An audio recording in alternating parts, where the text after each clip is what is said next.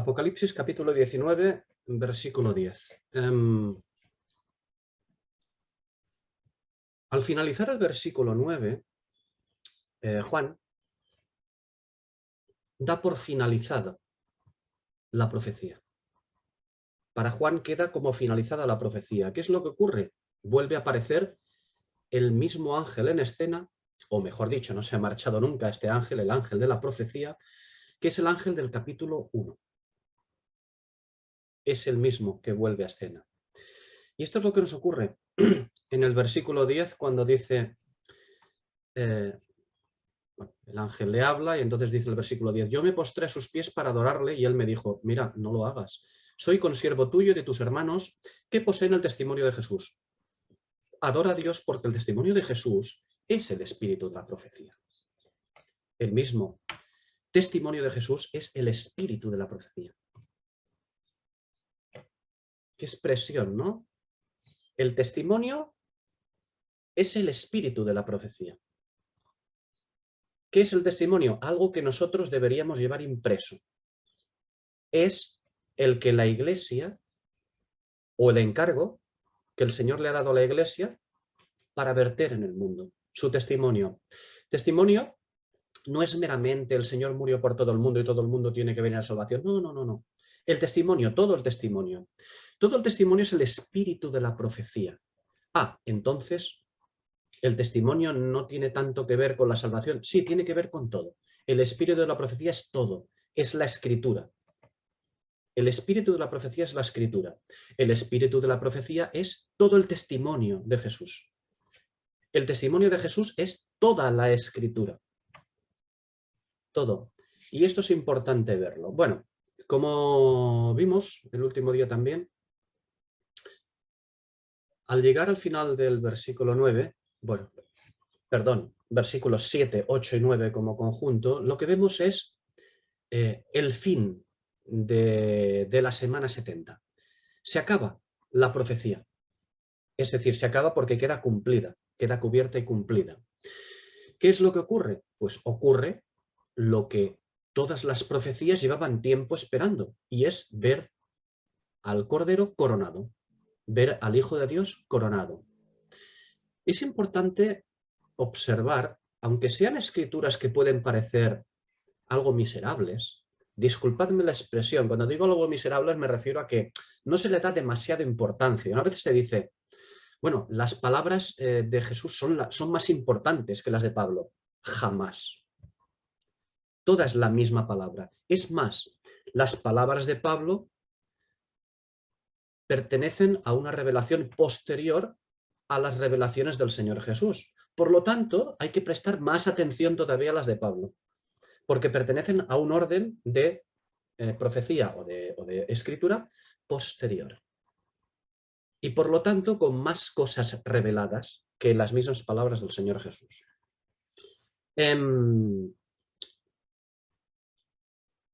Decía que al llegar al final de esta sección, a los versículos 7, 8 y 9, llegamos al final de todas las cosas. Llegamos a una escritura que, como decía, puede ser que no le demos tanta importancia.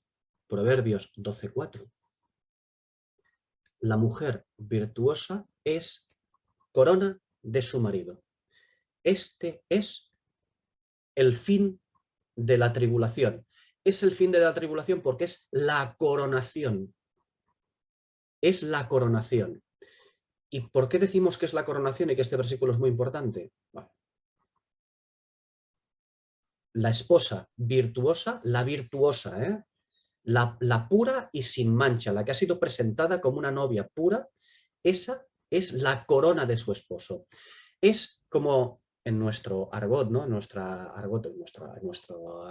hablar coloquial, es la guinda. ¿Y cuál es la guinda? La corona. El cuerpo de Cristo.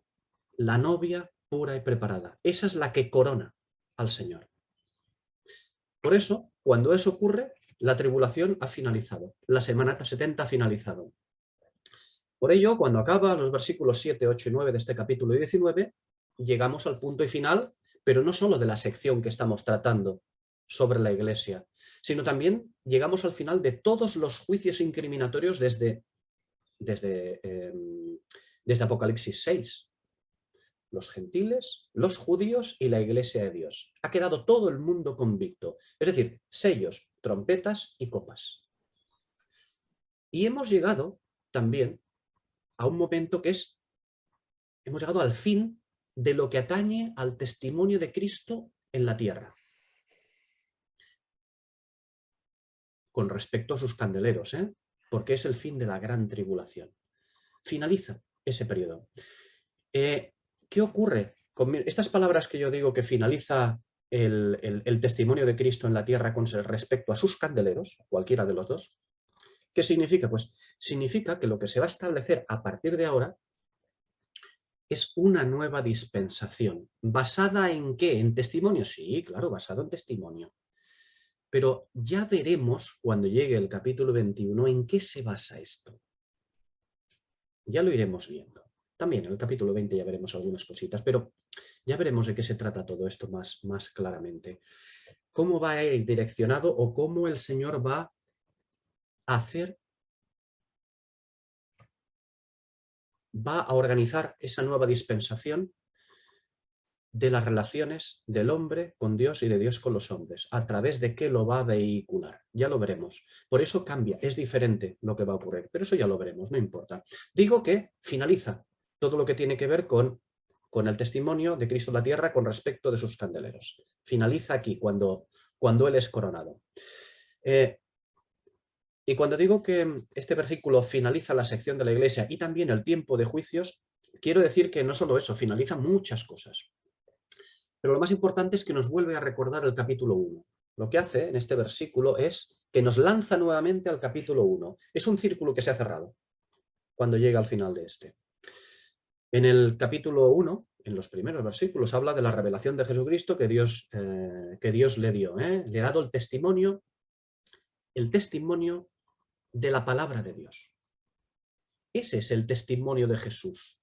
Eso es de lo que habla el ángel ahí cuando le dice: mira, soy consiervo tuyo y de tus hermanos que poseen el testimonio de Jesús. Poseer el testimonio de Jesús, como dice Apocalipsis 1, es el testimonio de la palabra de Dios.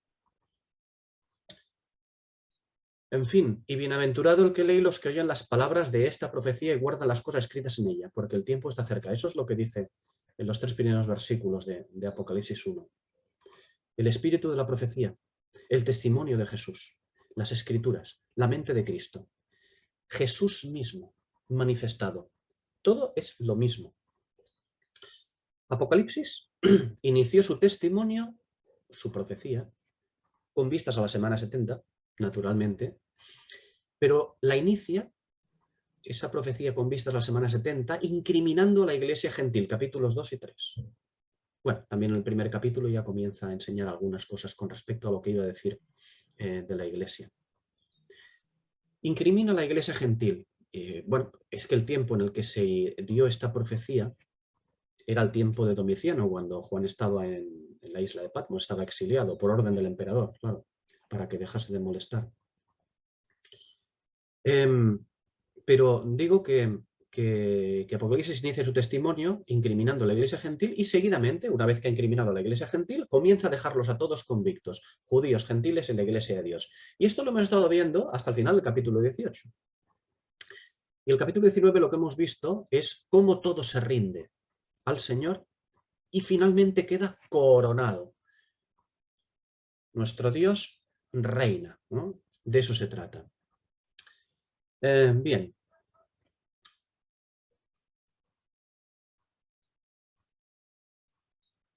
La cita del testimonio de Jesucristo en Apocalipsis 1, los versículos 1 y 3, la cita del testimonio de Jesucristo, de su profecía, abre el libro y el inicio de juicios incriminatorios. Esos juicios incriminatorios ahora han llegado a su fin. ¿Para qué? Pues para dar paso a la ira del Cordero. Ya ha ocurrido todo lo que es la indignación del Señor, el furor de Dios, las copas del furor de Dios o el lagar de las copas del furor de Dios. Ahora da paso a la ira de Dios, a la ira del Cordero. Y en este versículo 10 la cita del testimonio de Jesucristo y de su profecía, como cita el capítulo 1, vuelve a tener lugar para cerrar el círculo. Como digo, a partir de ahora la ira de Dios se ejecutará, pero se ejecutará de manera veloz, muy veloz. Nada se podrá ya interponer en su camino, porque todos han quedado convenientemente incriminados. En este mismo capítulo 19 hemos visto cómo se usan expresiones semejantes a otras del libro, pues para cerrar periodos o para cambiar la acción del sujeto, ¿no?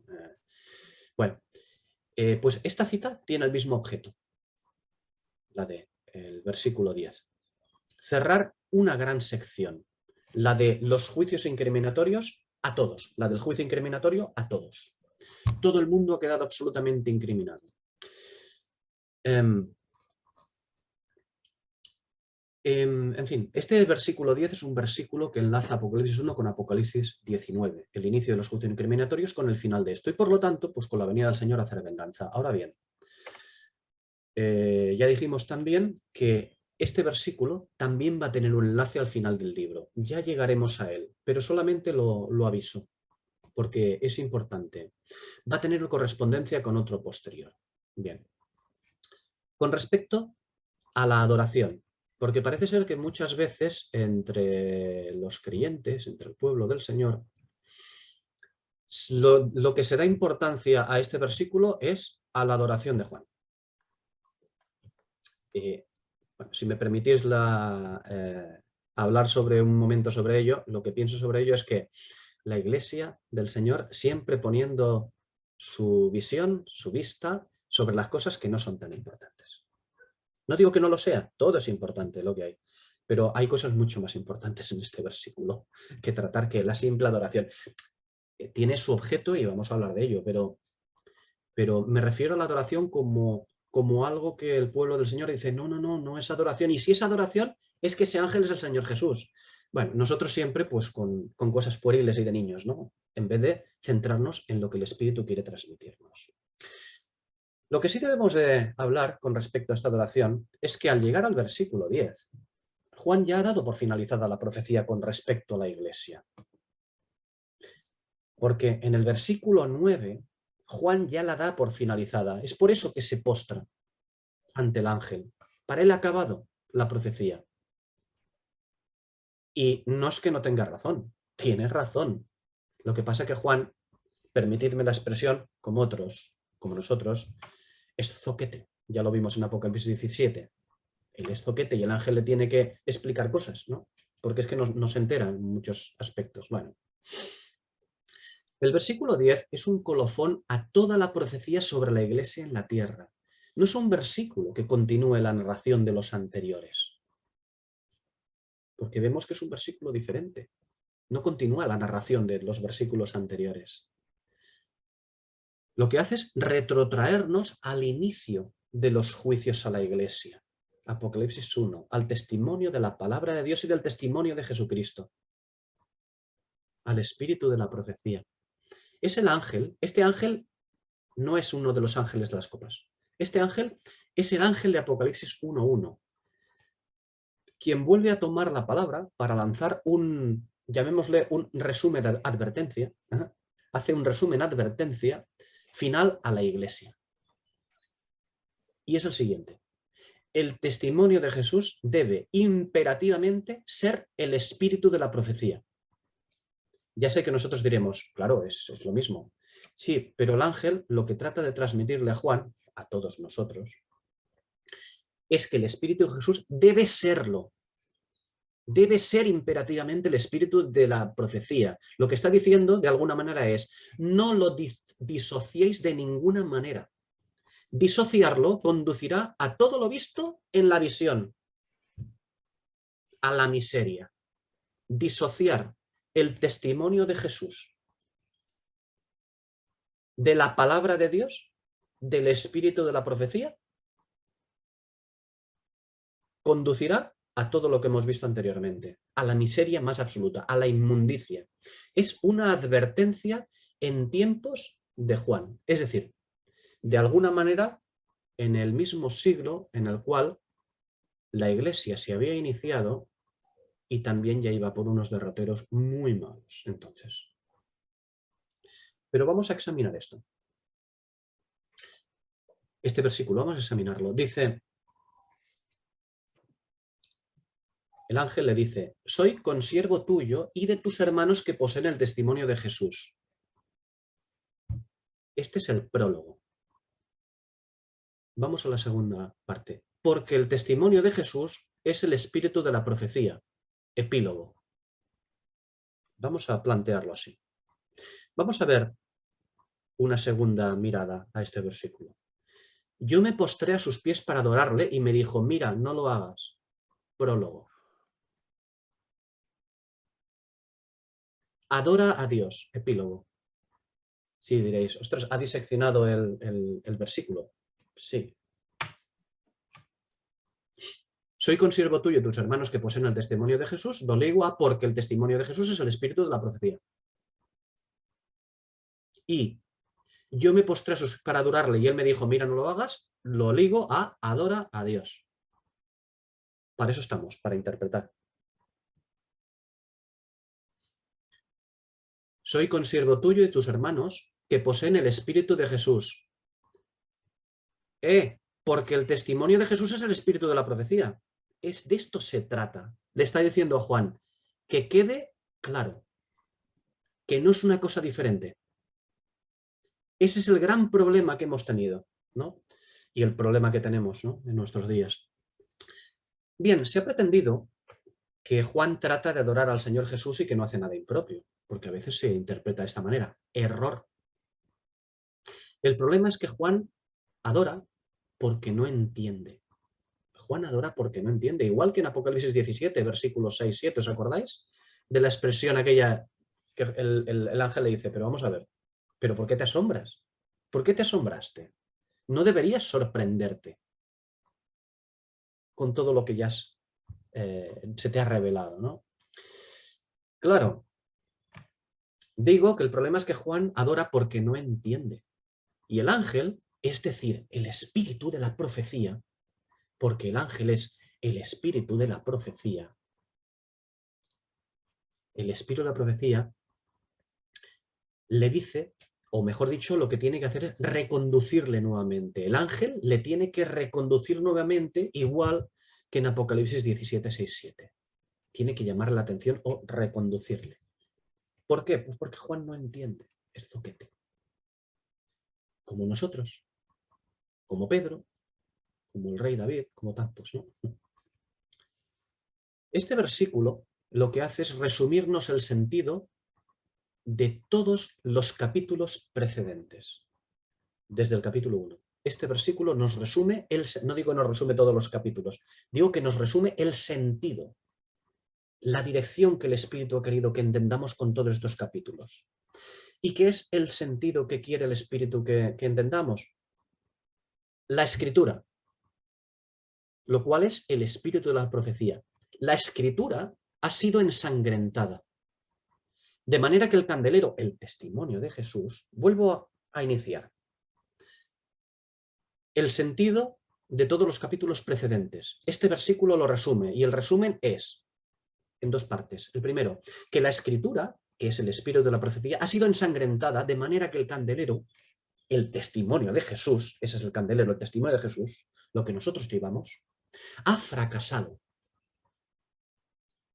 La Escritura ensangrentada, el espíritu de la profecía ensangrentado, de manera que el testimonio nosotros hemos fracasado.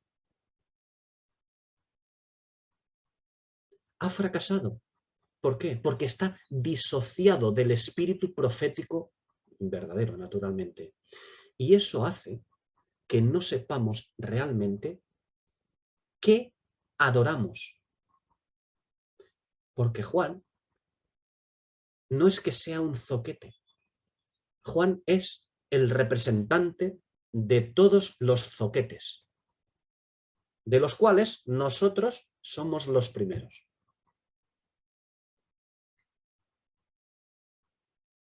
De esto se trata. Esta es la primera parte. La segunda parte, en cuanto al sentido de los capítulos precedentes, es que el ángel lo que le dice es: ya es tiempo de que el testimonio de Jesús y el espíritu de la profecía sean uno. Claro, nosotros diremos, bueno, pues vamos a ver, el testimonio de Jesús y el espíritu de la profecía son uno. Bueno, Esa es la verdad. Son uno en el Señor. Son una sola cosa. Pero nosotros, que se nos dio un poder, igual que se le dio el poder a Adán, Adán metió la pata hasta el corvejón. ¿Y nosotros qué hemos hecho? Pues nosotros no hemos sido menos. La hemos metido hasta aquí. Y hemos disociado el testimonio de Jesús del espíritu de la profecía. Y decimos, hombre, nosotros somos el testimonio del Señor Jesús aquí en la tierra, su candelero, y lo hacemos conforme a la Escritura. Bueno, las palabras y el deseo es correcto. La realidad es todo lo contrario. Porque si no es verdad lo que estamos diciendo ahora mismo, entonces nos sobran 19 capítulos. Los capítulos 2 y 3 de Apocalipsis nos sobrarían. La realidad es el fracaso, un fracaso desde el cual no hay remedio.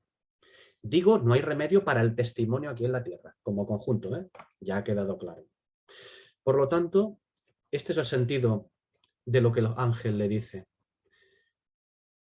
Que las aguas, que las estrellas, no son conforme al espíritu de la profecía, no son conforme a la verdad.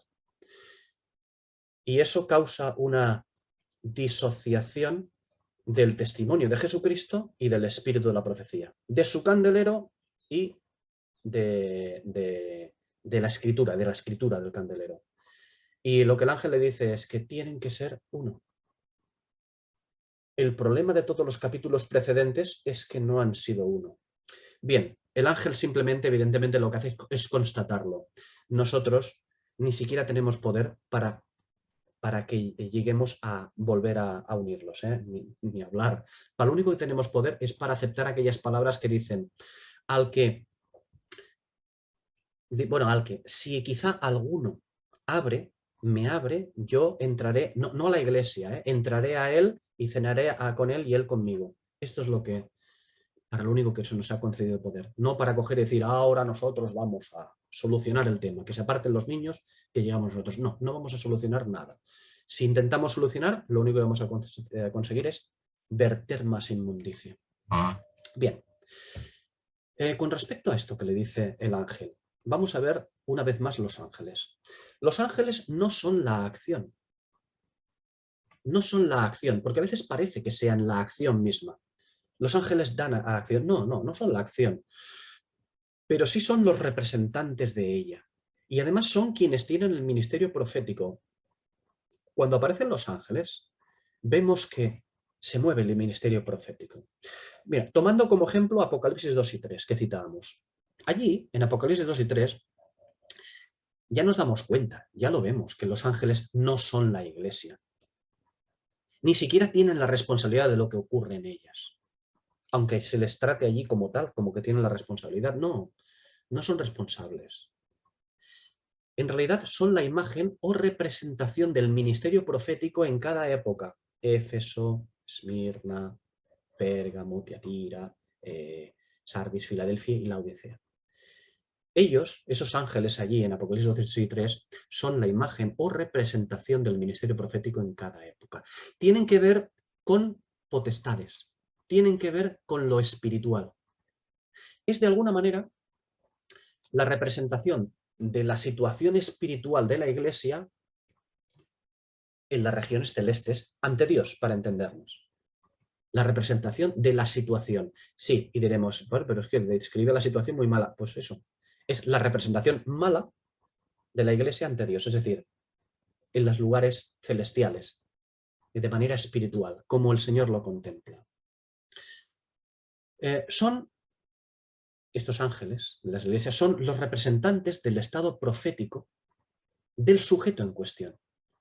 Es decir, de lo que tiene que ver con el espíritu de la profecía, es decir, con la enseñanza, con el discernimiento de la profecía, con la escritura. Este es el significado de Apocalipsis 1:20, cuando dice que las 7 estrellas son los ángeles.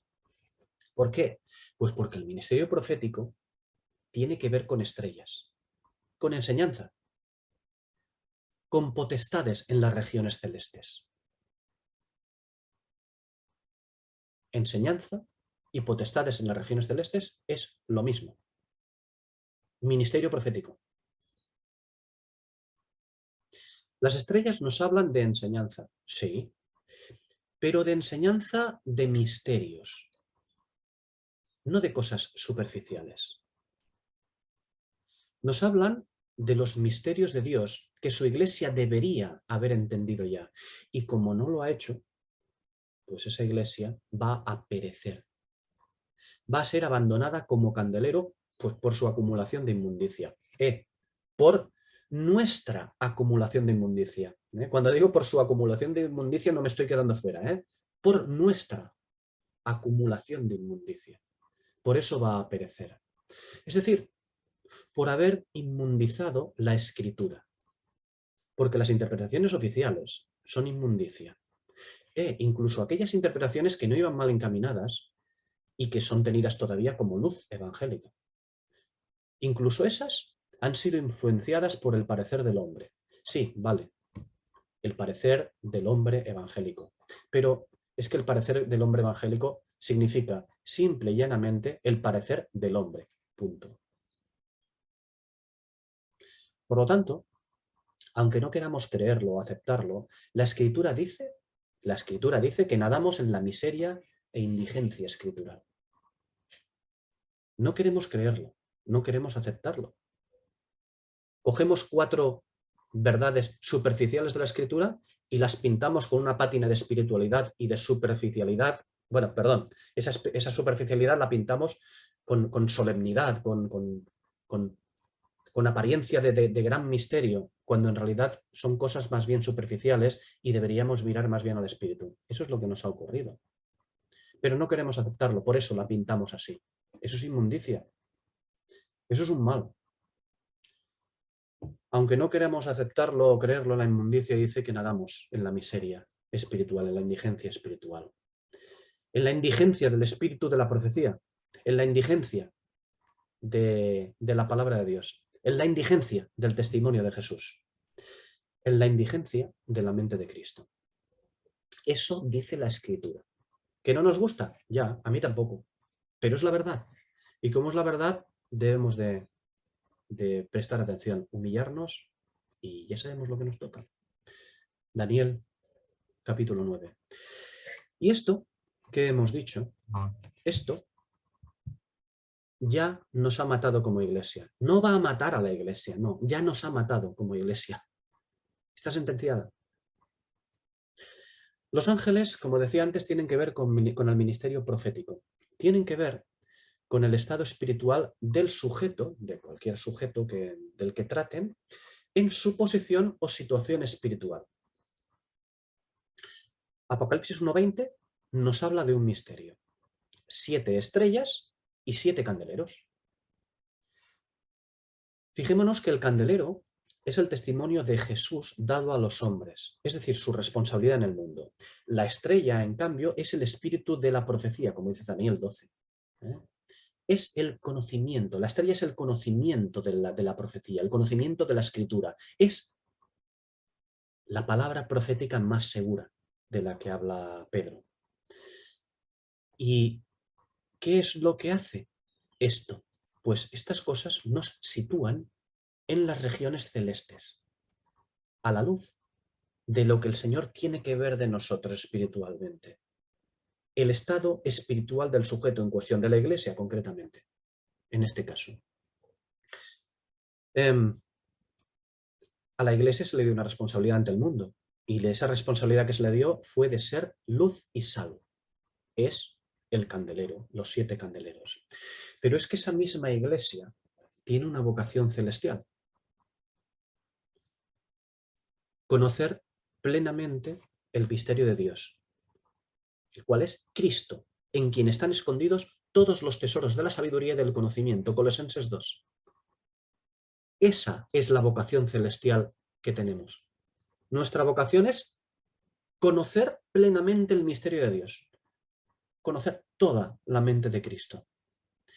Y ese conocimiento es precisamente lo que otorga la posición celestial. Es la estrella, son las 7 estrellas. Bien, Hemos fallado en nuestra responsabilidad en cuanto al testimonio de Jesús al mundo, lo que sí hay al candelero. Y eso ha venido dada por la inmundicia del testimonio, por haber convertido la escritura, el espíritu de la profecía, por haberla convertido en una serpiente de bronce sucia, por haber ensangrentado las fuentes de las aguas, que dice Apocalipsis 16:4. Sí, alguien dirá, ostras, decir estas palabras que hemos convertido la escritura en una serpiente de bronce sucia, bueno, menos mal que yo no soy el primero. Ya lo dijo Ezequías y la trató como tal. Pero eso es lo que hacemos, yo como iglesia. Ese es nuestro fracaso, explicado en un montón de capítulos del Apocalipsis.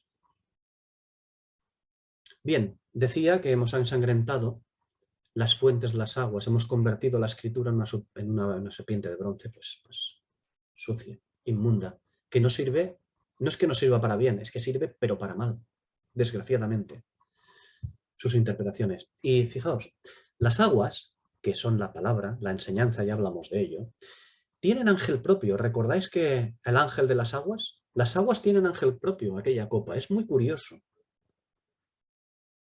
Pero fijaos que, igual que las aguas tienen ángel propio, cuando nos vamos a Apocalipsis 1 y también 2 y 3, vemos que las estrellas ángeles o ángeles estrellas son lo mismo que el ángel de las aguas. Pues porque tienen que ver con la misma cosa. Prestemos atención a esta curiosidad, es muy importante. Que las aguas tienen ángel propio, igual que las estrellas de las iglesias. Como los dos elementos que pertenecen al espíritu de la profecía, a la escritura. Las aguas y las estrellas. Es la palabra, el espíritu de la profecía. En fin, que el testimonio de Jesús y el espíritu de la profecía es lo mismo, o debería ser lo mismo. Más bien deberían haber sido lo mismo. Igual que cuando hemos hablado de la salvación, que decimos, está la salvación posicional, la progresiva, la final, la salvación del alma, por un lado, y la salvación, nuestro caminar en salvación, por el otro. Pues no. Desgraciadamente es así, pero el Señor jamás ha querido esto. El Señor solamente ha querido una sola, la misma. Que una no esté disociada de la otra. Pues con esto lo mismo.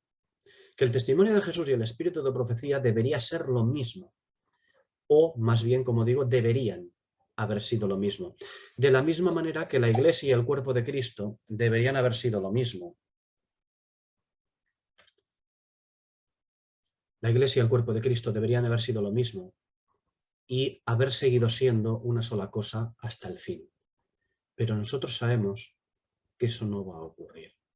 Y llegará un momento que esta dicotomía que tenemos entre nosotros, porque aquí hoy por hoy subsiste la Iglesia y el cuerpo de Cristo, es decir, la vocación terrenal del testimonio de Jesús y la vocación celestial del conocimiento de los misterios. Y esto va a acabar desapareciendo. El cuerpo de Cristo será arrebatado y la Iglesia quedará aquí en la tierra. Y esto es un mal en sí mismo, porque nunca debería haber ocurrido. Este no es el plan de Dios para nosotros, no es el deseo de Dios para nosotros. Y Dios, el Señor, no se complace en el castigo, no se complace en la ira, no se complace en la destrucción, no se complace en aplicar juicios, no se complace en eso. Bien, lo que el ángel le dice a Juan es, soy consiervo tuyo. Eso es lo que le dice. ¿Y qué significa esto? Cuando dice soy consiervo tuyo, lo que le está diciendo es el testimonio de Jesús y el espíritu de profecía están ligados. El ángel le dice, no me adores. Yo y tú somos lo mismo, o más bien deberíamos haber sido lo mismo. Tú, Juan, le dice de alguna manera, eres el representante del testimonio del candelero. Y yo, el ángel, soy el representante del espíritu de la profecía. Y tú y yo deberíamos de ser uno solo. El testimonio de Jesucristo y el espíritu de la profecía. Tú y yo deberíamos ser uno solo. Eso es lo que le dice. Lo que el ángel, en fin, como decía, le dice que el testimonio de Jesús y el espíritu de profecía están ligados. Uno mira hacia la tierra y el otro mira hacia el cielo. Es candeleros y estrellas, el candelero y la estrella. Lo que el ángel le dice a Juan es: yo solo estoy manifestando tu posición espiritual y la de tus hermanos. Eso es lo único que soy yo. El que manifiesta tu posición espiritual ante Dios, la tuya y la de tus hermanos. Es decir, la de la iglesia responsable. Por eso le dice: no se te ocurra adorar algo que deberías poseer plenamente, que es tu posición espiritual. A mí no me adores. Eso lo deberías haber poseído ya plenamente. Deberías poseerlo. Es decir, trata a Juan como representante de la iglesia, ¿eh? De esto se trata. ¿Por qué?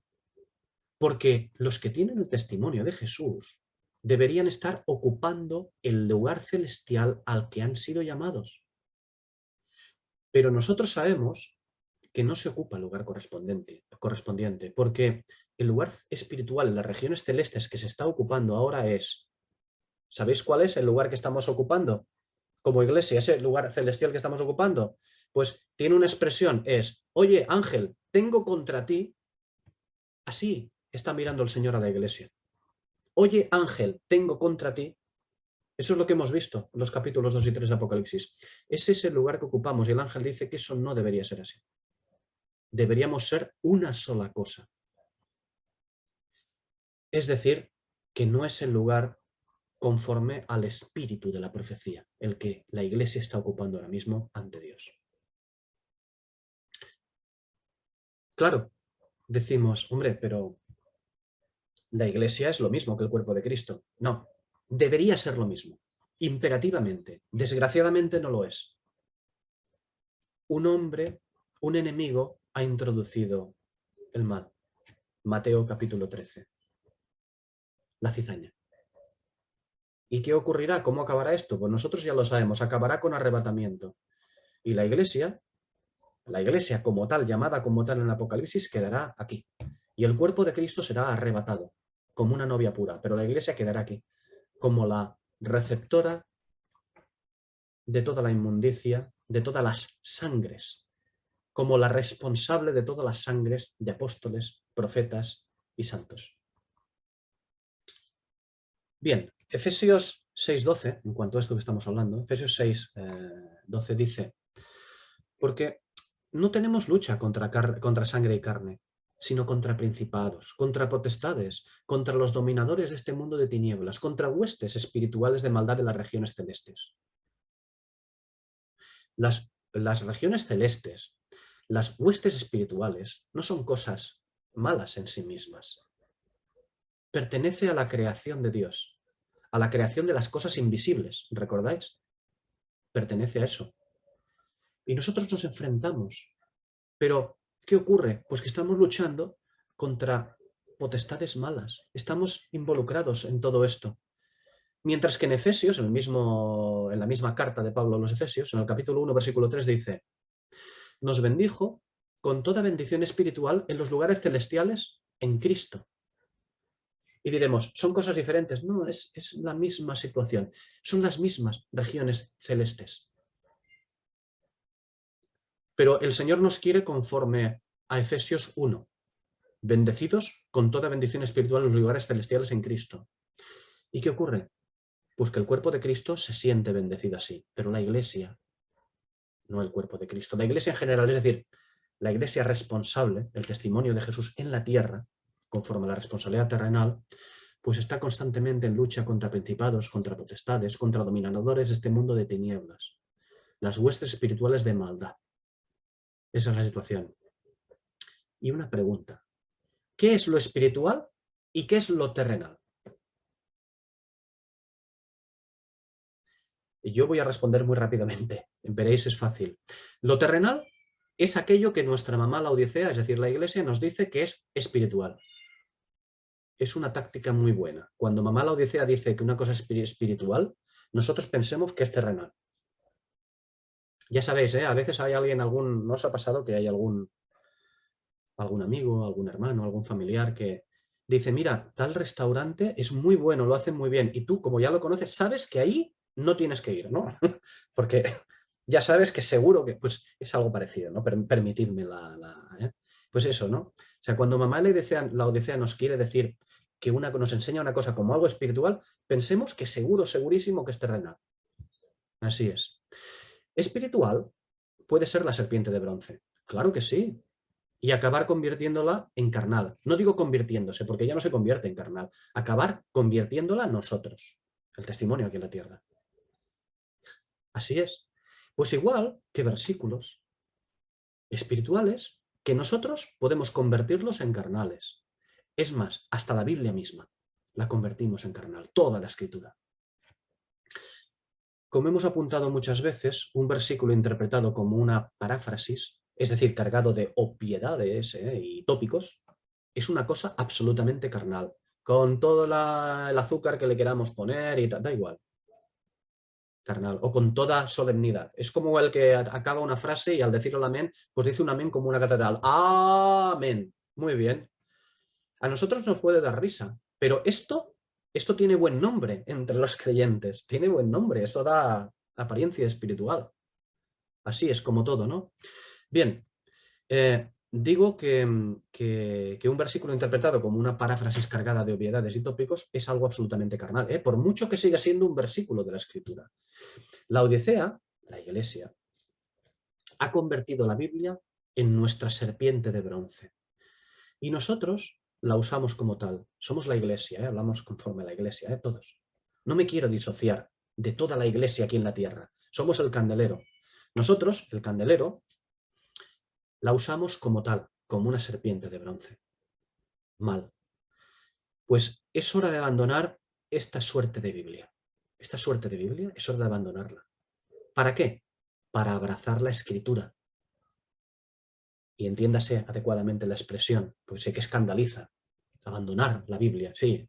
Esa suerte de Biblia usada como una serpiente de bronce es hora de abandonarla, absolutamente. Para abrazar la Escritura, abrazarla de verdad.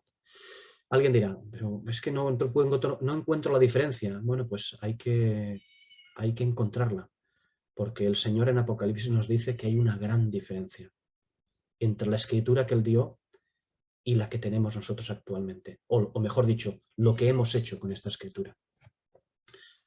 En fin, decía que hemos finalizado la sección, hemos finalizado las aperturas, recordáis, ¿no? Las aperturas, y solamente nos resta la última apertura. La última, que además es inmediata ya. Próximo versículo. Hemos finalizado el tiempo del testimonio de Jesús en la tierra y hemos finalizado la tribulación en este versículo. Ahora, ¿qué es lo que ocurre? Pues ahora se dará paso a la venida del Señor a tomar lo que es suyo. Es decir, el trono de David y el trono de Nabucodonosor. Llega la venganza, la ira del Cordero viene. Judas 1, versículos 14-15. Bueno, Judas 1, Judas, punto. ¿No? Versículos 14-15. De estos también profetizó Enoc, séptimo desde Adán, diciendo: He aquí vino el Señor con sus santas decenas de millares para hacer juicio contra todos y dejar convictos a todos los impíos de todas sus obras impías que han hecho impíamente y de todas las cosas duras que los pecadores impíos hablaron contra él. Fijaos, pecadores impíos. No es necesaria la expresión impía junto con la de pecadores. ¿Recordáis con lo de que decimos siempre? Cuando estas expresiones son como una redundancia, tenemos que preguntar ¿por qué? Porque está hablando de la Escritura, en el fondo. Esto es lo que se ha hecho. Inmundizar la Escritura. Por cierto, Enoc es quien profetiza esto. Pero ¿sabéis quién es, no? Enoc. Enoc es el arrebatado. ¿Por qué? Pues porque el arrebatado es quien ha recibido el ministerio de la Escritura, de la profecía. ¿No es así? ¿No es el arrebatado el que ha recibido el ministerio de la Escritura, de la profecía? La Iglesia. Es el arrebatado. Enoc es tipo y figura de quien debe ser arrebatado. Este es su versículo, sus versículos. Judas, versículo 14-15. Bueno, pues si la que será arrebatada es quien ha recibido ese ministerio, que lo vemos en Apocalipsis 3, versículos 8 y 10, si la arrebatada, digo, es quien ha recibido ese ministerio, más le vale más nos vale insistir en él, en ese ministerio. Porque de ese ministerio, el nuestro, depende no solo el cuerpo de Cristo, sino la iglesia en la tierra, como dice Apocalipsis 9:2, pero también todo el mundo. Un ministerio que ahora se debería estar llevando a cabo sin inmundicia, del cual, llevándose a cabo sin inmundicia, debería estar llevándose a cabo sin inmundicia por un motivo, porque de este ministerio dependerán las generaciones de la próxima dispensación. Esto no se acaba. Esto no es aquello que, bueno, mira, ya está, ya somos pecadores, el Señor nos arrebata, nos vamos con Él y ya está, nosotros ya estamos... No, no, no, no. De este ministerio nuestro, en el que tanto insiste Pablo, que tanto insisten todos que debemos de llevarlo a término, es por un motivo, no porque se acabe ya, sino porque las generaciones de la próxima dispensación dependerán de Él. Somos responsables también de esto, de que las generaciones dependan de un ministerio adecuado. Digo las generaciones, no las de la iglesia, sino ni del mundo, sino las generaciones, la generación de la próxima dispensación, la del milenio. Ya hablaremos de ello. Por lo tanto, y para finalizar, en cuanto al ministerio de la escritura, de la profecía, es decir, de la palabra profética más segura, de la que habla Pedro, del espíritu de la profecía, pues mira, hermanos, permitidme esta expresión con respecto a esto, ¿no? En cuanto a este ministerio que tenemos nosotros. Hermanos, movamos el culo espiritual, quiero decir, ese culo indolente, fruto de nuestra indolente mamá la Odisea. Proverbios 1:32. Porque el extravío de los ignorantes los matará, y la cómoda indolencia de los necios los echará a perder. Claro, y nosotros decimos, esto es para los incrédulos, para el mundo, para los que rechazan a Dios, para los idólatras y tal. No. No. Esos no necesitan que se les diga nada. Ni siquiera lo van a entender y ni siquiera a esto les condena. Ya están condenados en sí mismos. Esto es para nosotros. El extravío de los indolentes, de los ignorantes los matará, y la cómoda indolencia de los necios los echará a perder. Proverbios 12, versículo 27. El indolente ni aun asará lo que ha cazado, pero la diligencia es un tesoro para el hombre. La indolente es la Odisea, que se la dice, tú te crees que eres rica, tú te crees que estás bien vestida, tú te crees que tienes al novio. Pues no, no lo vas a tener. Lo que crees que has cazado, no, ni siquiera lo vas a asar. Jeremías 48, versículo 10. Maldito el que haga indolentemente la obra de Jehová, y maldito el que detenga de la sangre su espada. El indolente es el perezoso, es el negligente. El que detiene de la sangre su espada no es el que no es valiente y robusto para la guerra, ¿eh? No, como dice el versículo 14 de Jeremías 48, no. El que detiene la sangre de la espada no es el que no es valiente y robusto para la guerra, no. No se trata de eso. Al menos no se trata de la guerra física. Pero sí, el que detiene de la sangre su espada sí que es el que no es valiente y robusto para la guerra. Para la guerra espiritual, para las batallas espirituales, porque es indolente, es perezoso. Ese es el que detiene de la sangre su espada, porque la espada, la escritura, hace sangre. O mejor dicho, al cortar manifiesta la sangre, la inmundicia. No debemos de tener como hermanos, como hijos de Dios, como los representantes de Cristo en la tierra, no debemos de detener la sangre de nuestra espada. No porque vayamos a hacer daño, no, sino porque a veces con la excusa de no hacer daño, la escritura queda en el lugar que queda, desgraciadamente. Y no hace sangre, o mejor dicho, no manifiesta la sangre, porque no la usamos como debiéramos. Y no digo para usarla con los demás, digo para usarla en la Iglesia, en general. Primero, con nosotros.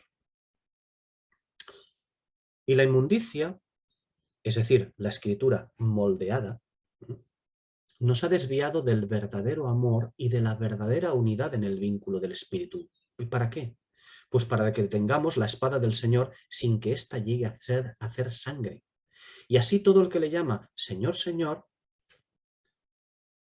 tampoco tenga acceso a las cosas sagradas que solo están reservadas para los hijos. Como dice Mateo 7:21 y como dice Mateo 12:48-50. Porque si se detiene la espada sin hacer sangre, sin que ésta llegue a hacer sangre, la espada del Señor, todo el que le llama Señor, Señor, y de estos está lleno, ninguno de ellos tendrá acceso a las cosas sagradas. La espada debe hacer sangre.